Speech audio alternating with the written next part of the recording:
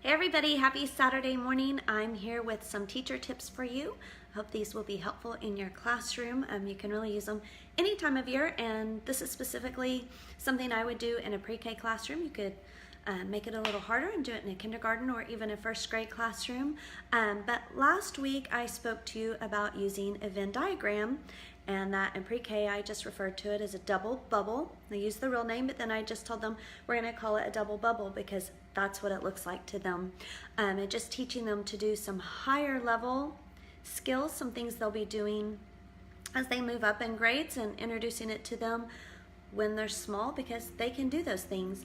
And so today what I'm going to be doing, last week we compared a cat and a lion using a story about your pet lion.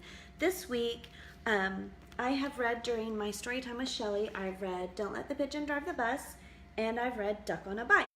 And so if I were in a classroom and I've read both of these, we're going to compare them. And we're not just going to compare characters in a story, but two separate stories, two separate characters, really get their minds thinking, growing their vocabulary, using some reading comprehension to know what happened in the stories. Just again, some higher level thinking. And then at the end of this lesson, they're going to extend the stories. And this is always one of my favorite things, really gets them creating, using their imagination. And so the first thing I would do is go back to that Venn diagram, the double bubble. And that is going to show, let's see if I can get us in here, duck and pigeon. I've put them both on there, and then I've written both and done that there. Now, you could do this if you have a big whiteboard, because you're gonna, of course, have to have room to write. I usually did things like this on butcher paper, so I can make it really big, and sometimes I would even set the kids in a circle or a square or a rectangle, whatever shape your rug is, around the outside of the rug. And I would roll out that big butcher paper in the center and have the double bubble already drawn. And then I would get sticky tabs of paper and I would say, what's something we know about duck? And let kids answer you. Write them on the sticky tab real quick for them. Let them come put it where it belongs. Do you think it's just about duck? Do you think it's about pigeon and duck? Then the same thing, we're gonna come up with things about pigeon. Or sometimes I would even say, okay, we've read a story about Duck on a Bike and Don't Let the Pigeon Ride the Bus.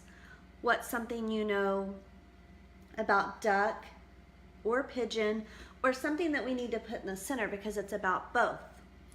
And so it's a little more open-ended that way. They're having to really think and decide where it goes. So let's say they said he wanted to drive the bus. So I'm going to write that down, and then I'm going to hand it to them and let them figure out where it goes. And I might even have a picture of a duck and the pigeon here to, of course, make it easier. We would also talk about duck starts with D, D, pigeon starts with P, P, and help them that way. And so if they said he wanted to drive the bus, but he didn't get to, so I'm just going to write down wanted to drive the bus, and let them come pick where it goes. Is that duck? No. Was it both of them? No, it's just pigeon. So they are going to figure out where to put that. Then maybe they're going to say they wanted to drive something. So I'm going to say, well, is that duck, pigeon, or is it both? And of course they would say both and put it here. Then we're going to get into even some more details about the characters themselves. So, can a duck fly? Yeah. Can a pigeon fly? Yes. So if they said they can fly, it's going to go in the middle. They each have two legs, things like that. So we're going to just really build on this Venn diagram or double bubble concept and use it in different ways. So now we're not just comparing two similar animals, which these are two similar birds, but they're from different stories. And so you're getting them thinking even more. Now, from there, the next thing I would do is a small group activity. And so in pre-K, there was usually my assistant and myself. We were each doing a small group lesson. While we're doing that, 4 to 5 kids apiece, then another group is at the rug near me, and another group is at the rug near my assistant. So we have each have a group, small group with us, and we each have a small group doing tub time, different activities that go along with things we've learned. But the next activity is not only going to be using, first of all, their listening skills, what they learned from the books, the reading comprehension, what did they comprehend from each story. It's going to use their imagination and really extending the story, which is so important that they're able to do that. They're not just reading the story, listening, but now they're extending the story. They're building some more skills. And so we're going to take Duck on a Bike, and we're going to take Don't Let the Pigeon Drive the Bus. And I would have pre-made, and I usually just honestly typed it up on something like Word, so simple, doesn't need to be anything fancy. And the sentence on every single page, because I'm going to make one for every single child, and I usually either put the words at the top or the bottom, and this time it's going to say, if duck and pigeon were friends, they would. And so now we're going to take some things they know about duck and pigeon and apply them and let them use their imagination with that. And my kids always loved that. So again, very simple, just typed it on like a Microsoft Word, printed off 20 copies or however many students you have. Always make extras because you know somebody's going to make a mistake and want to redo it, or they're going to be very upset. So just make it easy on yourself. Make some extras. Again, I just typed at the bottom, and you could do anything you want. This is just the one that I came up with.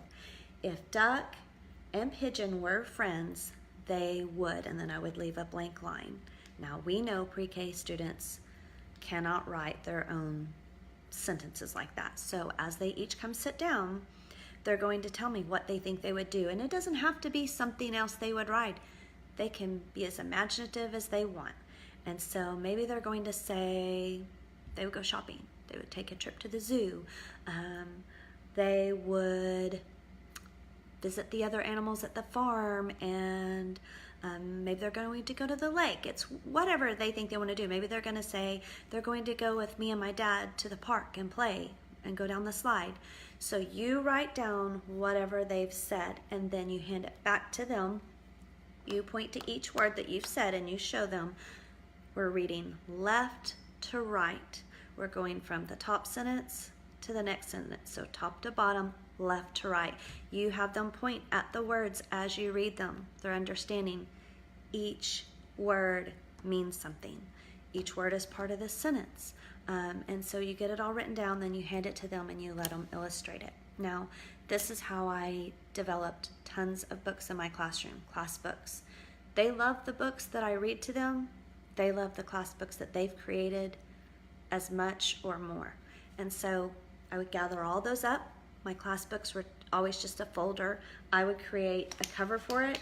And usually, to be honest, I would probably just copy a picture of pigeon and a picture of duck, cut it out, stick it on there. I might even color it, and I would title it Duck and Pigeon Are Friends or something simple like that. And every single kid has a page in our book. So not only are you getting them to extend the story, using their comprehension, they're building vocabulary because we've talked about the different characteristics that each character had, that they have in common, building knowledge. Now they're taking pride in they've written something. They could actually be an author. It's important that kids realize they can write, they can illustrate, they can do all the things. Just have to get them going. And like I said, they were usually so excited, loved those class books. Those would be the things that my kids would take out and read over and over. And I just always had a tub, an AM and a PM because mine were half day, and an AM tub of books and a PM tub of books. And at the end of the year, I take out every single one of those pages for every student. Let's say I've got Jack and I've got Sarah and I have Allison. You take them out and you're going to make a whole stack for Jack, a whole stack for Sarah, a whole stack for Allison. And at the end of the year, you're going to put all those together and you're going to have a great send home product for your parents to see the things their children have done through the years. Your kids get to keep all of that and see. It's just a really neat thing, and also to see the progress. any type of writing, illustrating, things like that they do is also great for progress. If you do RTI, anything like that, you can really keep up and monitor what has been done, seeing where they're going. But again, I just think it's a really fun way to take two great characters that these kids love, let them write their own story, extend it, and then have it to share. And I always, once we got done, would read the book aloud to the class, and of course they love that, and they love to hear their own page read. And